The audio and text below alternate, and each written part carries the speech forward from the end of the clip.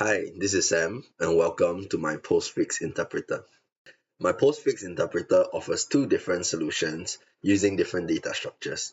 One uses dynamic stack, while the other uses static stack. To run the interpreter, Node.js must be installed.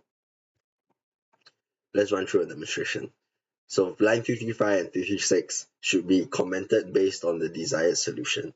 So in this case, we're going to run through the dynamic stack solution.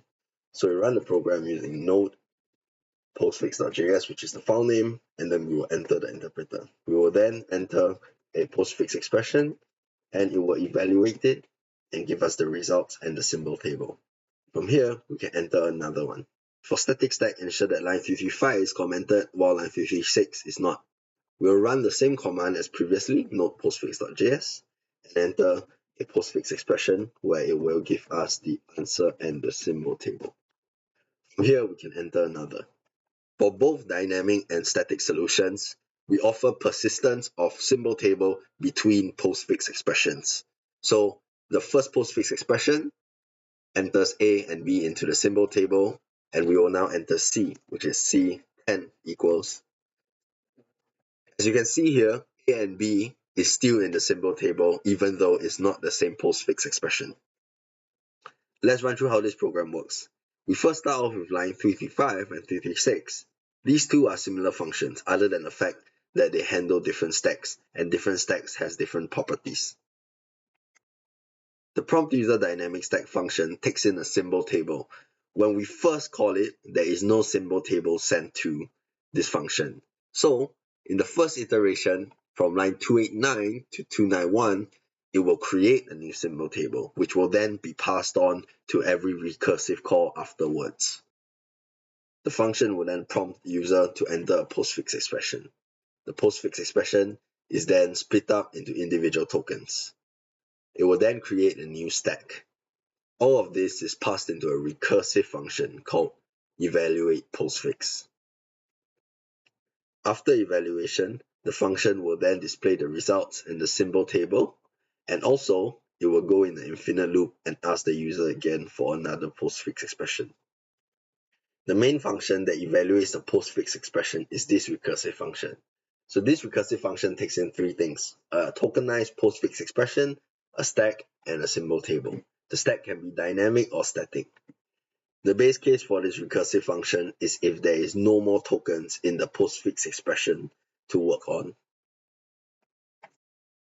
For every recursive call, it will take the first token of the postfix expression and remove it from the postfix expression, making every recursive call closer to the base case.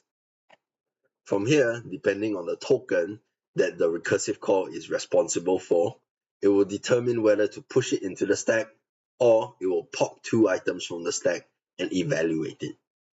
If the token in the recursive call is a number or a symbol key, it will be pushed in the stack.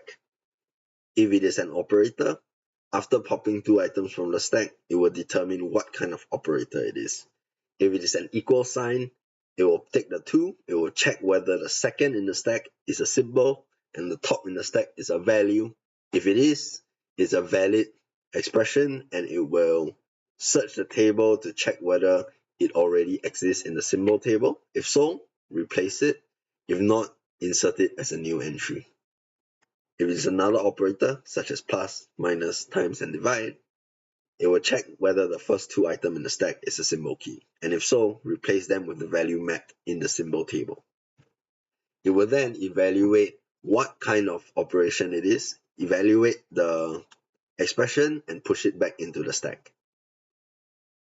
At the end, it will call itself in a recursive call, and it will pass the leftover postfix expression, the stack, and the symbol table until there is nothing left to evaluate. A dynamic stack is made out of nodes, and a node contains a data and the node below itself. A static stack is made out of a fixed size array and a top node index. In this case, we initialized it with -1 to represent an empty stack. A symbol table uses JavaScript's built-in variable, dictionary. A dictionary stores key pair values using hash tables. That's all for my postfix interpreter. Thank you for watching.